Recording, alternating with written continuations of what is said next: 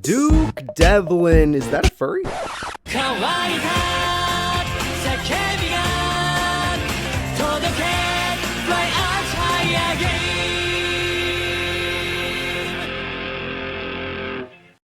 Hello everybody, and welcome back to more of the Dynasty series deck profiles for Battle City. It's me, Cooper, and our character of the day is Duke Devlin. Duke Devlin was a character that appeared just before Battle City, but don't worry about it because you know what?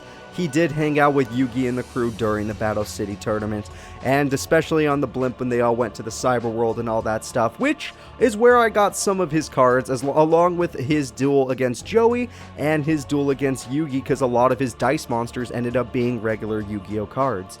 So getting into Duke Devlin's deck, we need to talk about his boss monster. His boss monster, which totally exists in this game, Yu-Gi-Oh! Omega. And it is Orgoth the Relentless. Now, those of you that did not watch the Dungeon Dice Duel, you might not know about Orgoth the Relentless, but his Yu-Gi-Oh card incantation, ignore me. What it can do is you roll 3 6-sided dice, and this card gains attack and defense equal to all of those dice rolls together. So at max 1800 attack, which is freaking incredible for a 2500 attack point monster. But if 2 of the results were the same, you get to apply an effect. If you roll 2 1s or 2 2s, this card cannot be destroyed by battle or card effects until the end of your opponent's turn. Incredible. You're immune to a mirror force for crying out loud. That's amazing. On top of that, if you roll a 3 or 2 3s or 2 4s, you get to draw 2 cards, which is freaking incredible. He's a pot of greed. However, if you roll 2 5s or 2 6s, you get the crazier effect where this card can attack directly. Which means, let's say you roll 2 6s and like a 1, you're gaining 1300 attack. Which means your monster has 3800 attack and is allowed to attack directly. Orgoth the Relentless is freaking insane. This boss monster in his deck is one of the greatest cards I have ever seen. And if you roll 3 of the same number on all of the dice, let's say you roll 3 6s, you gain the 1800 attack, that is normal, but you get to use all 3 of the effects. The one that says you cannot be destroyed by battle or card effects, you get to draw 2 cards, and you can attack directly, all on the same turn. That is freaking incredible. Orgoth the Relentless, everybody, one of the best Yu-Gi-Oh cards of this era that I've seen. Now let's go ahead and get on to Duke Devlin's rare cards, and his rare cards are cards you're going to be very shocked to see. His rare cards are the Limiter Removal. That is correct. Duke Devlin is the man who showed off the Limiter Removal on top of his other rare card. If you ignore, his Orgoth the Relentless, that's super rare. His Fairy Meteor Crush, a card that lets you do piercing damage. You equip it to a card and you get to do piercing damage. His rare cards, Limiter Removal doubles your machine monster's attack stat, and then your machine gets all of your machine's attack stats, and then your machine gets destroyed at the end of the turn. Doesn't matter when you have Fairy Meteor Crush, it's freaking amazing. So let's go ahead and get into Duke Devlin's overall attack stat, and that is below average. Now the reason it's below average, I know Orgoth is an incredible monster, but that's a 2 tribute, so let's just ignore that for now. His average attacking monsters in his deck that are good are his Battle Ox, yes he has Battle Ox, and his Strike Ninja, yes he has Strike Ninja. They both have 1700 attack. The new average for Battle City is 1700 attack. His tribute monster, not Orgoth, but his single tribute monster is the Spikebot. Spikebot only has 1800 attack. Yes, that is correct. His one tribute monster that isn't Orgoth only has 100 more attack than his base monster there. And yes, the new tribute average is 2200 attack, so he's 400 below average. On top of that, the rest of his monsters are way below average. He uses cards like, I'm not even going to put them on screen, but Oni Tank, Uranzo, Dark Assailant, Gradius, the 13th Grave, Rui Kishin, Dark Bat.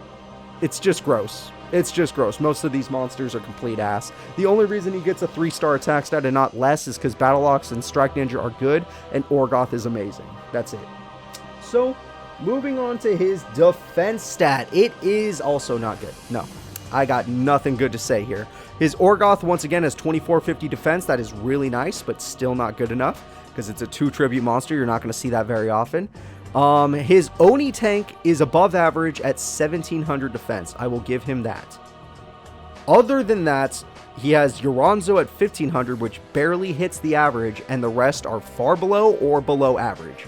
So yeah, this is just sad. Looking at it, it's just sad. He does have one defensive trap card that I think is really, really nice. Now, this defensive trap card is not about keeping your monsters alive, it's about taking your opponent with you. It is the Michizure. The Michizure, what this card does is when your card gets destroyed, when your card gets sent from the field to the graveyard, even during the damage step, target one monster on the field and destroy it. So if your opponent fishers your card, you can Michizure. If your opponent beats you by battle, you can Michizure. If your opponent just decides to throw your card to the graveyard some other way, you get to Michizure and pop one of their monsters, which is really, really nice. But his overall defense is still really, really bad. Other than Oni tank, the rest of these are ass.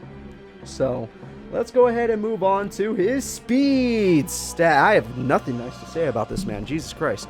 All right, his speed stat, he has like almost no special summons. Almost no. The special summons he does own are Strike Ninja, which it's a quick effect where he can banish 2 dark monsters, which he does own dark monsters. And then by banishing 2 dark monsters, what he can do is he can leave the field for a turn just in case. You never know if your opponent's going to fisher you or something. You just get out of there because it's a quick effect. And then you come back and you special summon yourself at the end of that said turn. The other special summon monster he has is Gradius Option. Yes, one of the little options for your Gradius, which does mean you could special summon on the same turn as long as you have Gradius on the field, which is really nice, but it's still really slow and Gradius is not a great monster. Gradius Option is not a great monster to summon, so I'm going to have to give him a 2 speed stat. Duke Devlin, you are not very good. But that's okay, because we're going to move on to Duke Devlin's skill stat. Holy shit. Okay, I am so sorry, everybody. Every single one of his cards do not require much skill to use. Everybody and their mother knows how to use a limiter removal. Michizure literally will tell you when to activate it. His monsters do not do burn damage exactly. I almost gave him a 0 skill stat.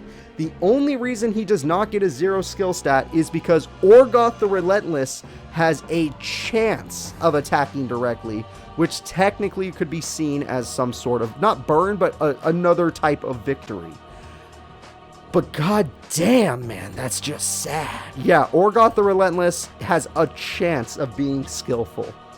He's the only card that's probably going to take a little skill to use, and it's his 2 tribute monster. The rest of these cards, you don't really even have to read them, just activate them when they tell you to activate them. Duke Devlin, not very skilled, but it's okay, because we're going to move on to Duke Devlin's brick stat. Oh god, what is going on with this man? Well, the reason his brick stat is pretty ass is because he runs multiple Orgoth the Relentless, multiple Spike Bots, multiple Gradius options which do not work unless Gradius is on the field. Limiter removal only works on machine monsters, which he only owns like 3 of. I am not joking. Gradius, Oni Tank, and Spikebot are his machine monsters, so his limiter removal is almost completely useless. He runs the Cyclone Laser spell card, which is only good for freaking Gradius, which will break up his hand if he does not have a Gradius on the field. Yes, this man is really sad to look at.